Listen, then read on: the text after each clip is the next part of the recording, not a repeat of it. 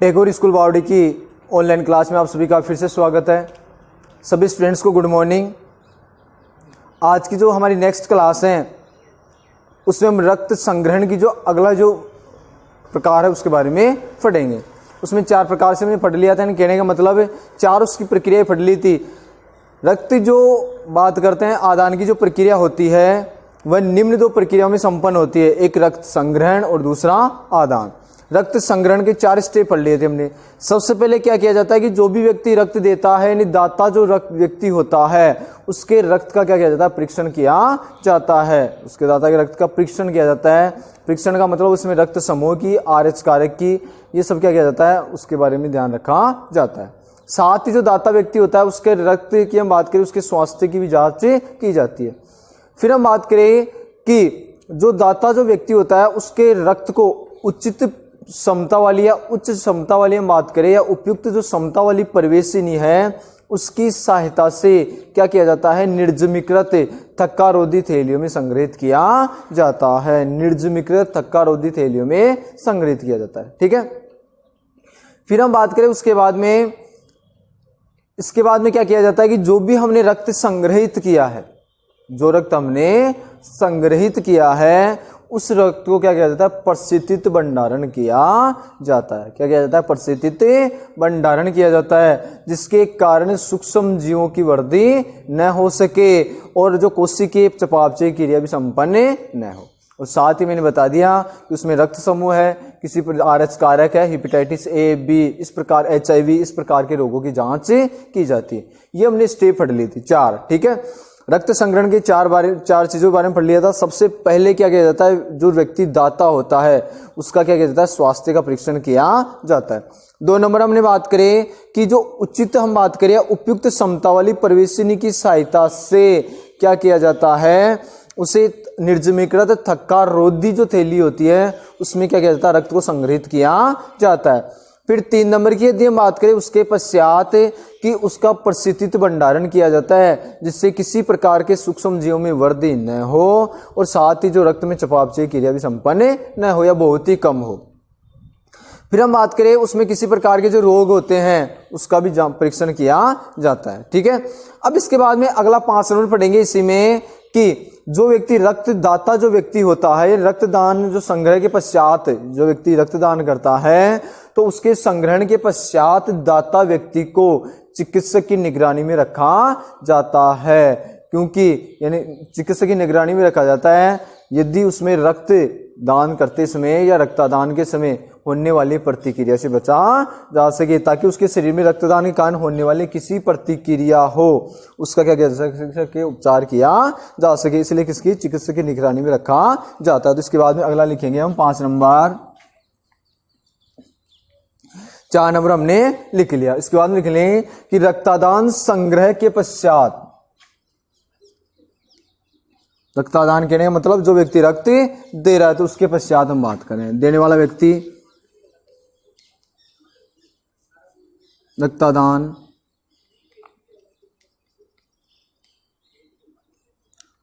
संग्रहण के पश्चात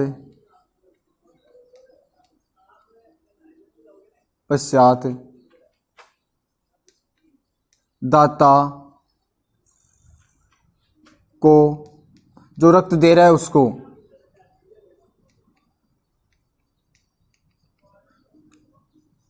दाता को चिकित्सक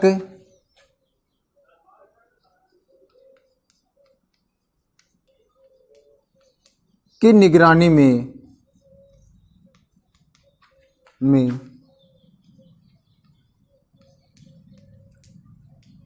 कुछ समय के लिए रखा जाता है, कुछ समय के लिए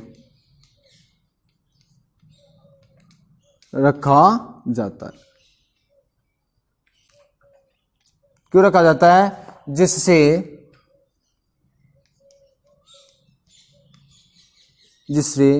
रक्तदान के समय होने वाली प्रतिक्रियाओं का सही उपचार किया जा सके, जिससे रक्तदान से होने वाली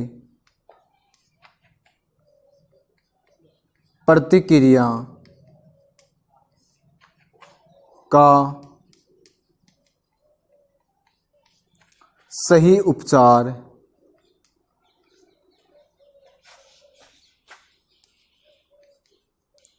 किया जा सके।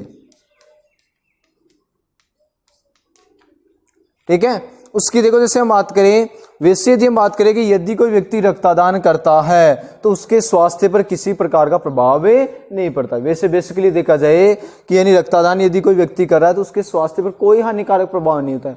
फिर भी मान लो कोई व्यक्ति रक्तदान करता है तो उसमें माइनर यदि किसी प्रकार की मान लो कोई समस्या उत्पन्न हो जाए तो डॉक्टर तुरंत तो क्या कर देता है, उसका उपचार किया जा सकता है। इसलिए किसकी देखरेख में रखा जाता है, डॉक्टर की देखरेख में रखा जाता है। मान लो कोई व्यक्ति रक्तदान करता है, उसको मान लो थोड़ी कमजोरी महसूस होने लग जाए, बल्कि ऐसा कुछ नहीं होता है। रक्तदान करने से व्यक्ति के स्वास्थ्य पर कोई भी बुरा प्रभाव नहीं पड़ता है। ठीक है ना, तो ये 5 तो स्टेप हो गई, वो क्या हो गई, रक्त संग्रहण के बारे में हो गया। 5 स्टेप दोबारा देख लो। सबसे पहले तो दाता व्यक्ति के स्वास्थ्य का क्या किया जाता है, रक्त के स्वास्थ्य का परीक्षण किया जाता है। दूसरा फिर क्या करते हैं, उपयुक्त क्षमता वाली परिवेशनी की सहायता से निर्जमीकृत, जो हम बात करते हैं थक्का रोधी थैलियों में रक्त को संग्रहित किया जाता है। तीसरा क्या किया जाता है, परिस्थितित भंडारण किया जाता है जिसके कारण सूक्ष्म जीवों की क्या हो, वृद्धि नहीं हो। और साथ ही हम बात करें कि रक्त केशिकाओं की चयापचय की जो प्रक्रिया है वो भी कम हो। 4 नंबर की हम बात करेंगे, उसमें विभिन्न रोगों की क्या की जाती है, जांच की जाती है। जैसे हम बात करें हेपेटाइटिस ए है, बी है, HIV है। साथ ही रक्त समूह के और आरएच कारक की जांच भी की जाती है। ठीक है, और 5 नंबर ये हो गया कि रक्तदान संग्रहण के पश्चात जो दाता को चिकित्सक की निगरानी में कुछ समय के लिए रखा जाता है जिससे रक्तदान से होने वाली प्रतिक्रिया का सही उपचार किया जा सके। यदि कुछ प्रतिक्रिया हो जाए तो, बल्कि ये चांसेस बहुत ही कम होते हैं। अब देखो जैसे हम बात करें, इसके बाद में थोड़ा बेसिक बात ये भी है कि यदि जो व्यक्ति रक्तदान करता है तो प्लाज्मा होता है वो 2 से 3 दिवस के अंदर जो प्लाज्मा क्या हो जाती है, पुनः पूर्ति हो जाती है। 2 या 3 दिन के पश्चात प्लाज्मा का दोबारा हमारे शरीर में निर्माण हो जाता है। ठीक है ना, और साथ ही हम बात करें कि 36 दिनों के पश्चात जो होता है कि जो रक्त कोशिकाएं हैं वो जो परिसंचरण तंत्र है उसमें क्या हो जाती है, प्रतिस्थापित हो जाती है, वापस क्या हो जाती है, प्रतिस्थापित हो जाती है। तो इसलिए कोई शरीर पर कोई दुष्प्रभाव नहीं पड़ता है। ठीक है, अब 2 नंबर पढ़ेंगे। 1 नंबर हो गया हमारा रक्त संग्रहण। अब 2 नंबर की हम बात करेंगे आदान। पहले तो रक्त हमने ले लिया, इकट्ठा कर लिया।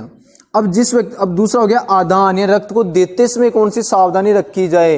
तो उसमें सबसे पहले सावधानी क्या है कि जो व्यक्ति रक्त ले रहा है, ठीक है ना, जो व्यक्ति बीमार है यानी कहने मतलब रोगग्रस्त व्यक्ति है, रोगग्रस्त व्यक्ति व दाता के रक्त का क्या किया जाता है, मिलान किया जाता है। मिलान का मतलब उसका ब्लड ग्रुप मैच कर रहा है नहीं कर रहा है, इसके साथ साथ उसके जो RH कारक है वो सही प्रकार से मैच कर रहे हैं या फिर नहीं कर रहे हैं। नहीं तो हम जानते हैं कि यदि दूसरे ब्लड ग्रुप का या RH धनात्मक व्यक्ति को RH ऋणात्मक या RH ऋणात्मक व्यक्ति को RH धनात्मक व्यक्ति वाला रक्त दे दिया जाता है तो रुधिरलेनता उत्पन्न हो जाती है या रुधिर समूहन की प्रक्रिया संपन्न हो जाती है, व्यक्ति क्या हो सकती है, मृत्यु हो सकती है। ठीक है ना, ये चीज हम पहले पढ़ चुके हैं। तो बात करें 1 नंबर हम ये पढ़ेंगे कि इसके अंतर्गत जो रोगी व्यक्ति है उसका और जो स्वस्थ व्यक्ति यानी जो दाता व्यक्ति है उसके रक्त की क्या की जाती है, मिलान किया जाता है। ठीक है ना, फिर 2 नंबर की हम बात करें कि यह जो प्रक्रिया होती है, रक्त जो देने की जो प्रक्रिया होती है वो क्या होती है, अंतःशिरात्मक प्रक्रिया होती है। ठीक है, जो किसकी सहायता से, उचित परिवेशनी की सहायता से दिया जाता है रक्त। उचित परिवेशनी की सहायता से क्या दिया जाता है, रक्त दिया जाता है।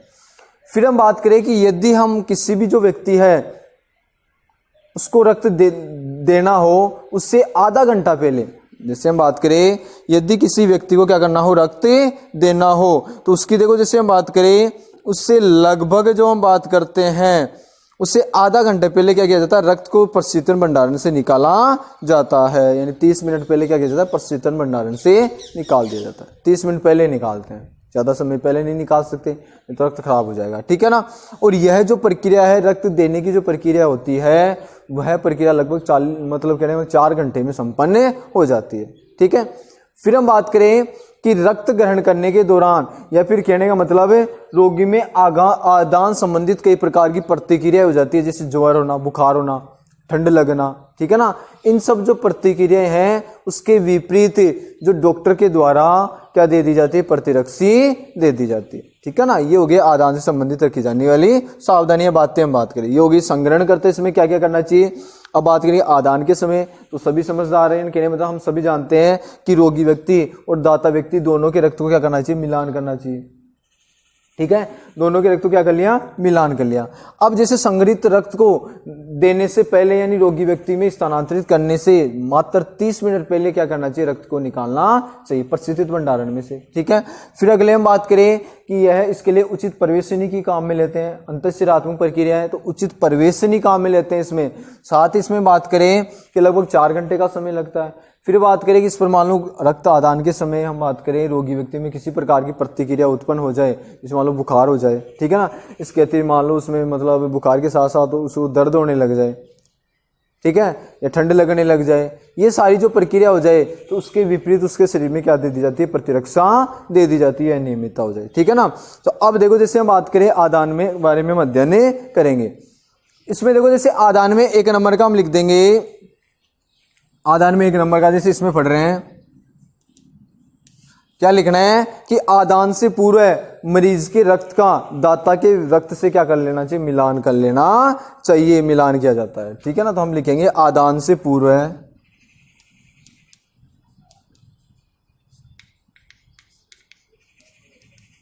आदान से पूर्व हम बात करें कि मरीज के रक्त का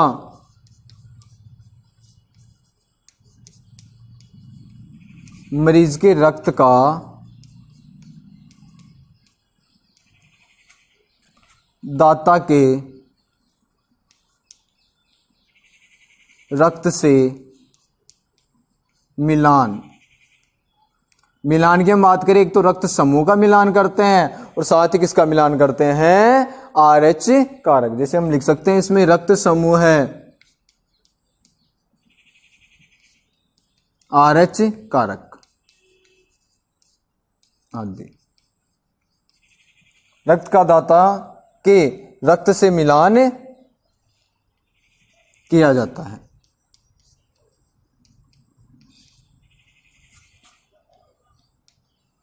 ठीक है, मिलान करने के पश्चात ही रक्त क्या किया जाता है, स्वस्थ व्यक्ति को स्थानांतरित किया जाता है। आदान की जो प्रक्रिया है इस प्रक्रिया के पश्चात ही आदान संपादित किया जाता है। इस प्रक्रिया के पश्चात ही आदान संपादित किया जाता है, यानी आदान की जो प्रक्रिया होती है वो संपन्न की जाती है।